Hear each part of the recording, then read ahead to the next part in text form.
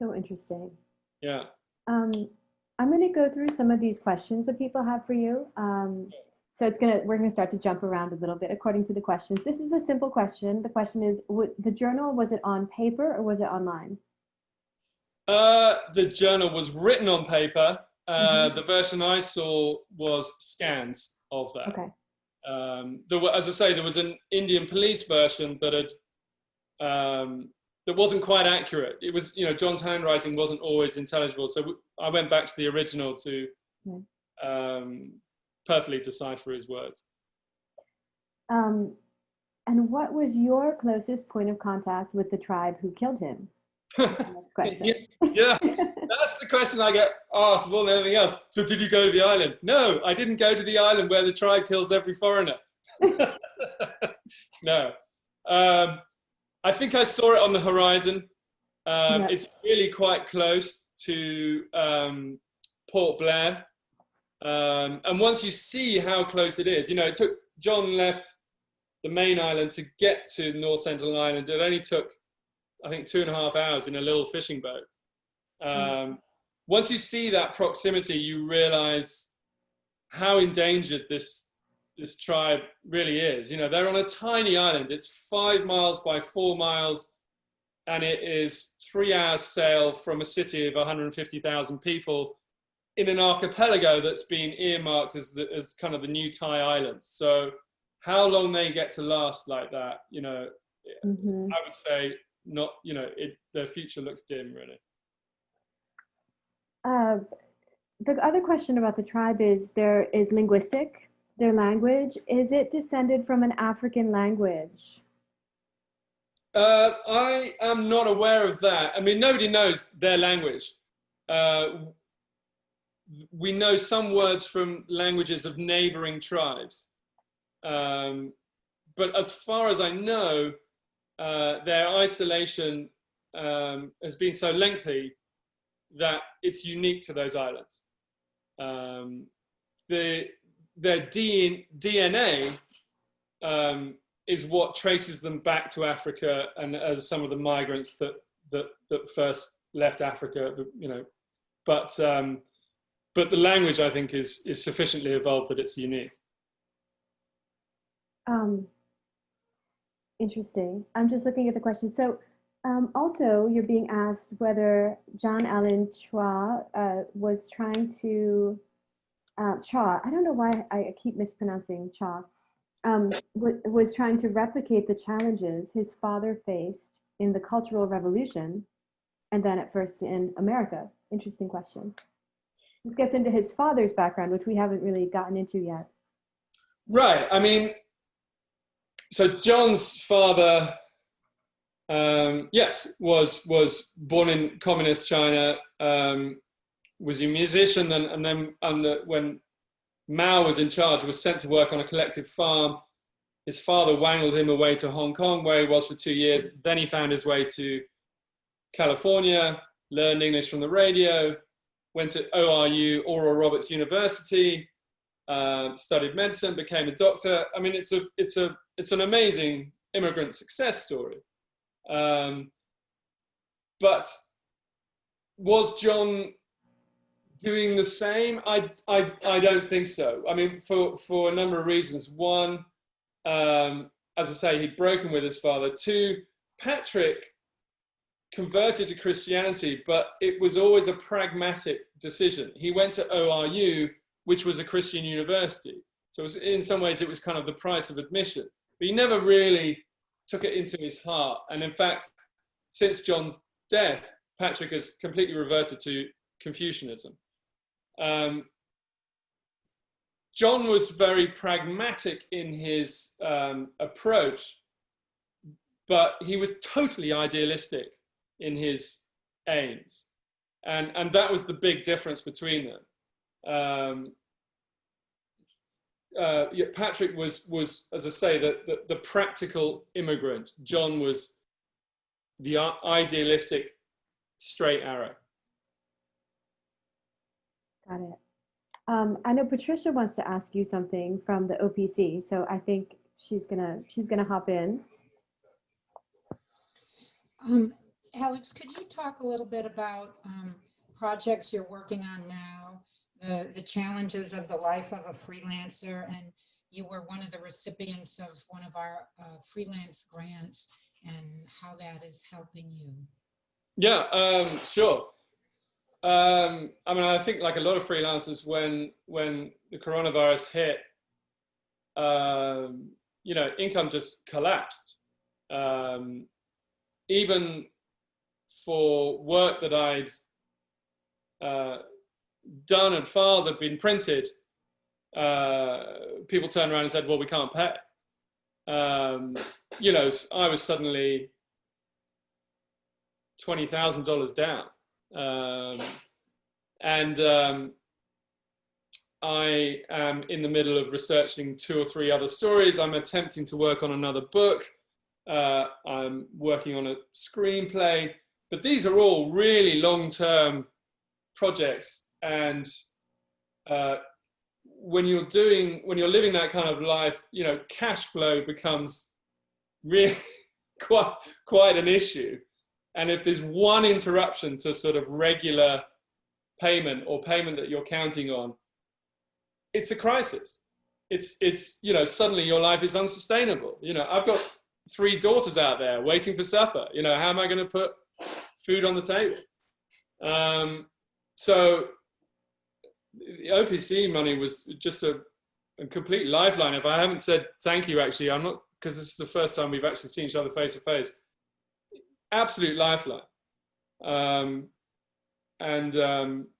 It actually made me slightly ashamed of my own country that just doesn't have anything like it.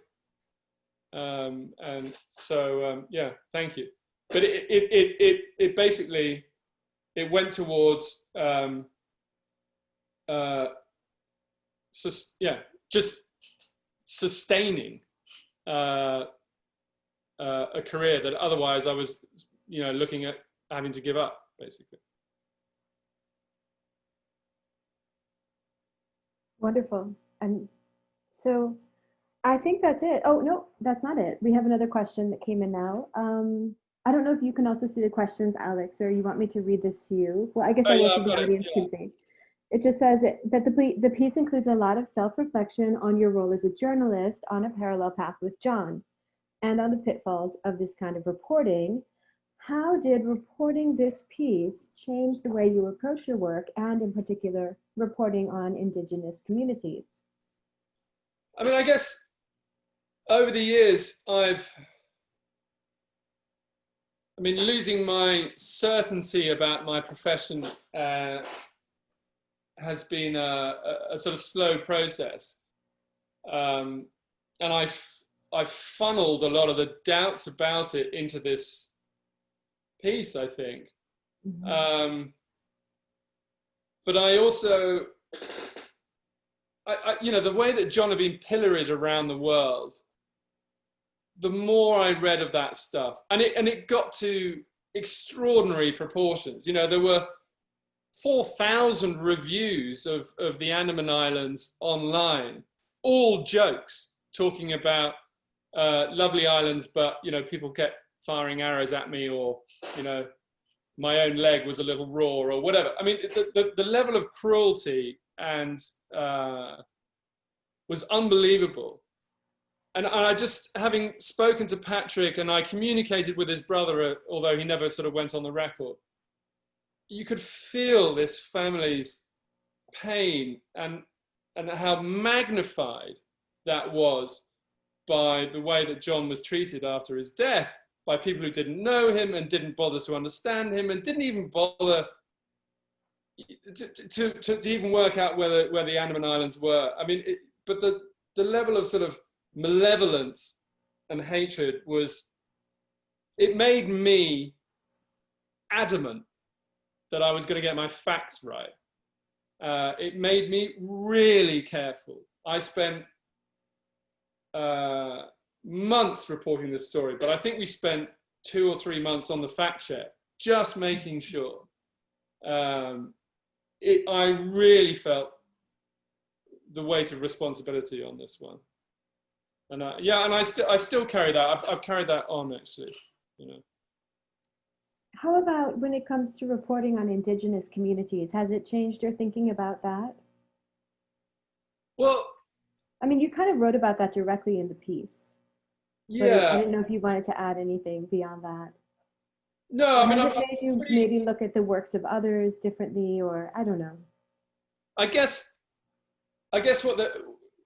what I think about that is what I came to realize working in Africa uh, for 8 years, where it's very hard to do a story where you don't have an aid group in it. I am that experience, and the piece reflects that. I'm very wary of foreigners talking for Africans or indigenous tribes. You know, speaking up for someone, great. Speaking for them is very different. Mm-hmm. And that presumption that you know what somebody wants is, I think, very dangerous. And I think it's also very dangerous to find purpose in the lives of others, because you subtract that purpose from their lives. You become the subject in their life, they become the object. And that sort of displacement, I think, is very dangerous. So yeah, that's very definitely reflected in the piece. And as I say, the revelation to me that Enme was exactly the same as I was. You know, he's a selfish, ambitious schemer who wants to get married. You know, I get it, and he wants the best girl on the island. You know, it's so human, and it's the romantic exoticism that I had put around it. You know, it was that to me was kind of a real epiphany in terms of how to write about these subjects. Yeah, absolutely. One more question. Is it a book? I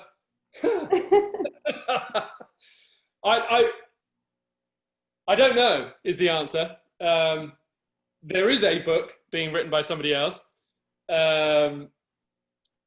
It could be. I mean, I'm talking to people in the US actually about kind of limited TV series.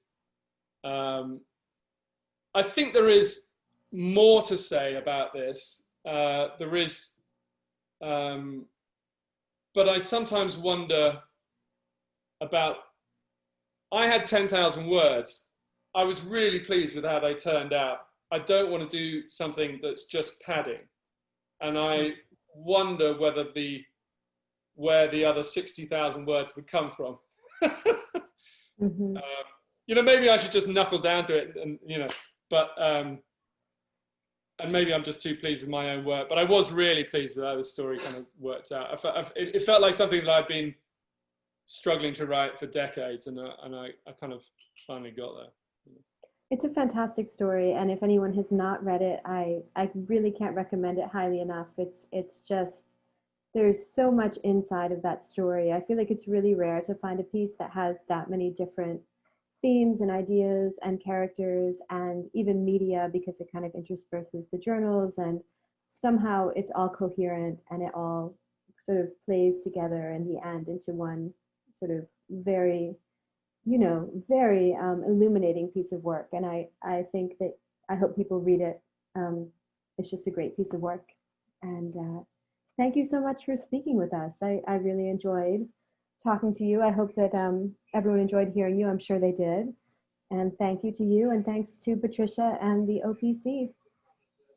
Well, likewise, thanks so much. I'm so glad you liked the piece. As I say, it did mean a lot to me, but there's no better thing for a writer here that another writer liked it too. So thanks.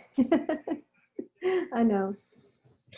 Well, thank you both so much, and it'll get new life when we'll post a recap and links. And as I said, we often get a lot of attention afterwards too when these are on YouTube. So Great. So thank you again. Thanks Thanks so for much. having us, Patricia. Thank you. Take care. Bye-bye.